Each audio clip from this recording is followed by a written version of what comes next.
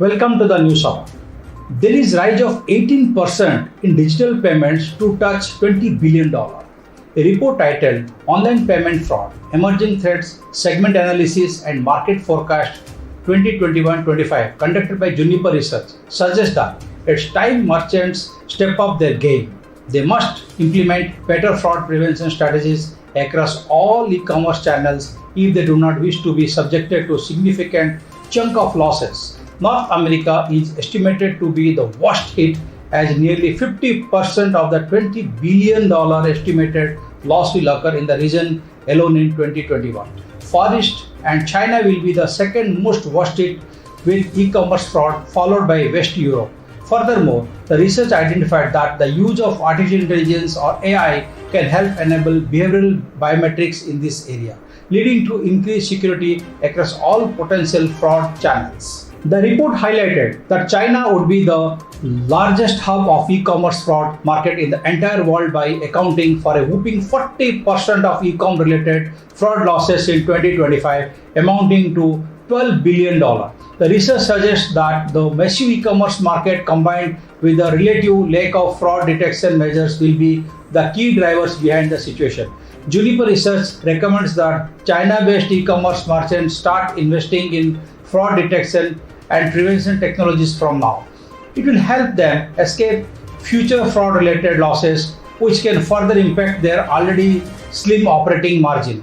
All in all, it is well understood that consumers should be wary of upcoming fraud-related risks and to prepare for the same, start becoming more vigilant when it comes to transacting online, especially on lesser-known e-commerce sites. Let's look into today's headline in War India.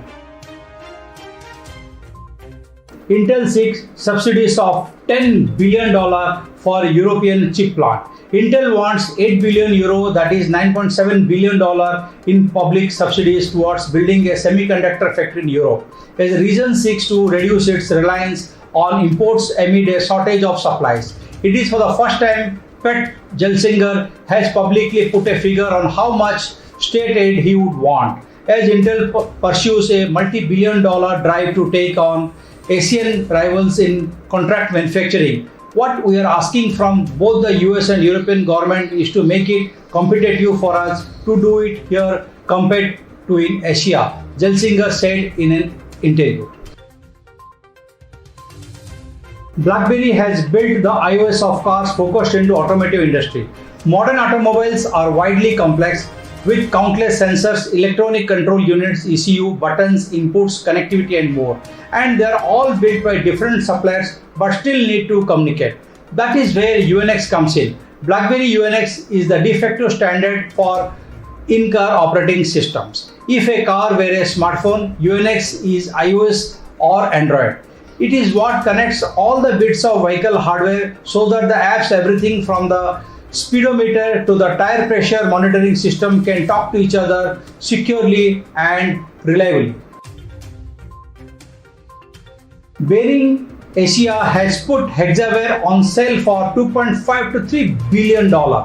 Bearing Private Equity Asia has decided to sell Hexaware Technologies Limited 6 months after taking the mid-tier IT services firm private. The Hong Kong-based buyout fund has initiated the process by mandating investment banks Barclays and JP Morgan to find buyers at a value of rupees 18,500 crore to rupees 22,200 crore. That is what calculated $2.5 billion to $3 billion.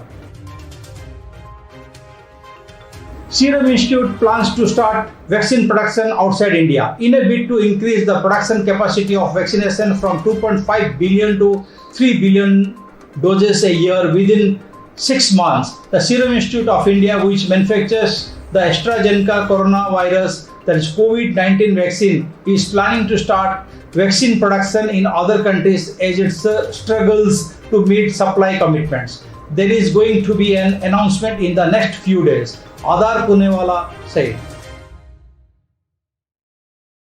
Subir Chakraborty is appointed as the MD and CEO of Exide Industries. Subir Chakraborty was appointed as Deputy Managing Director DMD of the company in May 2019. Now Subir has taken over as MD and CEO of the storage battery major Exide Industries.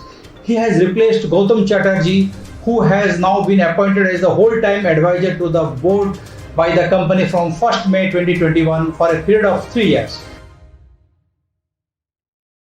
This is it for now. Please like, share, comment and subscribe to War India News Magazine. You can download the War India app from Google Play Store for the latest news and updates. Stay tuned. Thank you so very much.